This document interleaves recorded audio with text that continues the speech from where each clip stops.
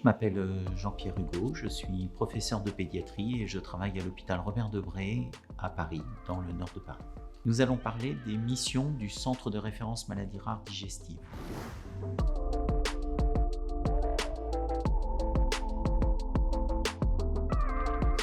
Ces missions sont multiples et elles sont édictées par le ministère de la Santé.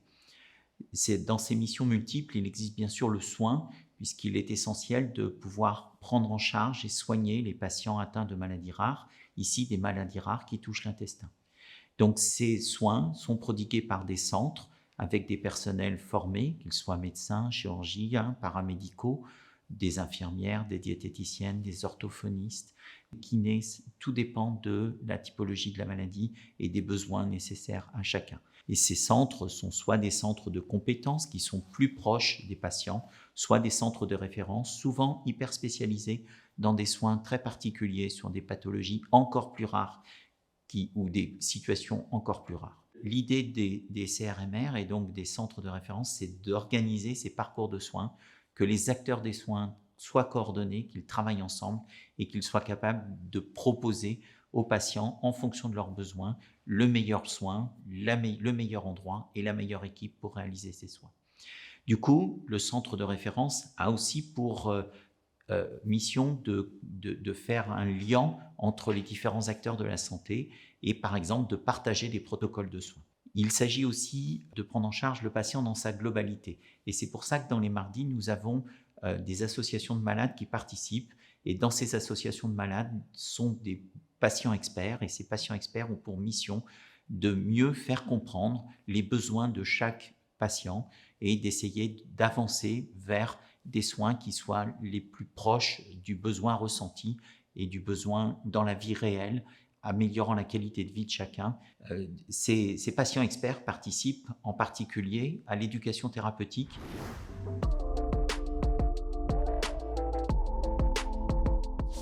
Dans les autres missions du CRMR Mardi, il y a aussi la formation des enseignants et des personnels. Et donc, pour former les personnels, les mardis sont en connexion avec plusieurs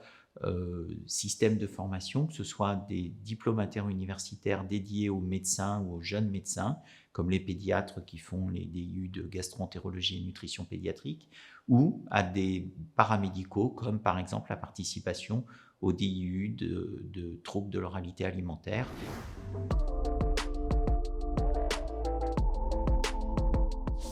Il existe non seulement la formation, mais aussi la nécessité de faire de la recherche, puisqu'on est obligé dans nos missions, mais aussi par souhait et par volonté à la fois des patients et aussi des médecins, d'avancer sur la prise en charge de ces patients. Et donc, toute une série de programmes de recherche sont développés avec les mardis et à travers les mardis, en coordonnant nos efforts sur les différents centres et en faisant des projets des fois plus gros que ce que chacun pourrait faire individuellement.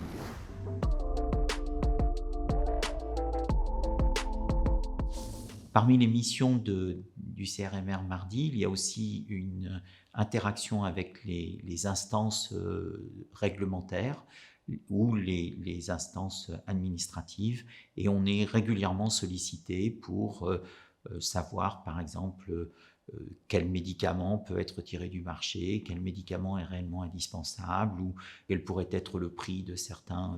produits qui seraient remboursés par la caisse d'assurance maladie. On a donc ainsi toute une relation avec les instances et on est porteur aussi de la parole des patients et des médecins auprès des instances réglementaires.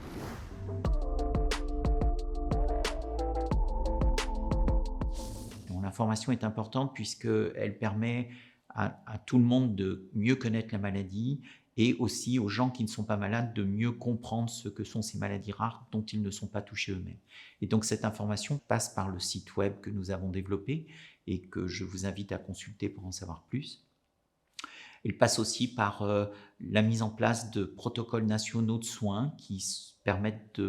de mieux faire comprendre ce qu'est cette maladie, en particulier aux médecins traitants, qui sont souvent des médecins généralistes, qui bien sûr ne peuvent pas connaître toutes les maladies rares qui existent et qui peuvent donc trouver des ressources documentaires pour mieux prendre en charge les patients.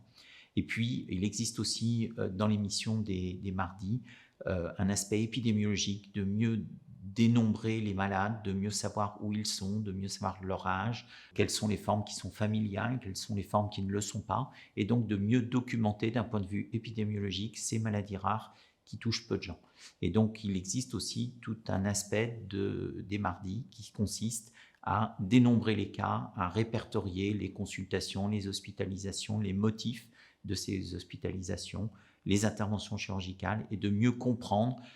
quels sont les besoins des patients, et aussi quels sont les coûts, quelles sont l'organisation qu'il faut mettre en place pour prendre en charge ces patients.